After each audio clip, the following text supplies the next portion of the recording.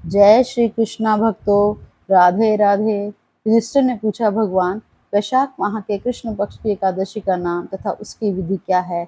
उससे कौन से फल की प्राप्ति होती है? श्री कृष्ण बोले, राजेश्वर, वैशाख माह के कृष्ण पक्ष की एकादशी का नाम वरुथिनी है।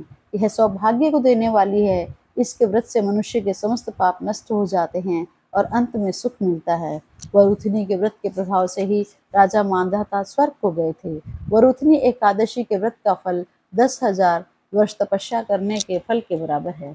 कुरुक्षेत्र में सूर्य ग्रहण के समय जो एक बार स्वर्ण दान करने से फल मिलता है, वही फल वरुथिनी एकादशी के व्रत के करने से मिलता है। वरुथिनी एकादशी के व्रत से मनुष्य इस लोक और परलोक दोनों में सुख प्राप्त करते हैं और अंत में स्वर्ग को प्राप्त होते हैं। इसकी कथा इस प्रकार है। प्राचीन समय में नर्मदा नदी के किनारे मांधाता नाम के राजा रहते थे। राजा का धर्म निभाने के साथ ही वह जप तप करते रहते थे, साथ ही प्रजा के प्रति दया भाव रखते थे। एक बार तपस्या में लीन थे तो भालू ने उनका पैर चबा लिया और राजा को जंगल की ओर खींच कर ले गया। तब राजा ने विष्णु भगवान से प्रार्थना की।